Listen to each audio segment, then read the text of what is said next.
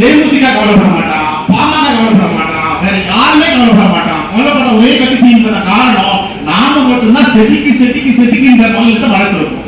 அதனாலதான் கர்நாடகா வரையும் வந்த, ஆந்திரா வரையும் வந்த, தெலுங்கானாவெல்லாம் தக்கிட்டு ஆந்திரா வரையும் வந்த பிஜேபி தமிழ்நாட்டு உள்ள வர முடியாம எல்எஸ்ஆக ஸ்டாலின் இருக்கிறார். அமித்ஷா வந்து 2 வாரத்துல வருவார், வாரத்துல வருவார், மண்டைய பிச்சுக்கிறார்.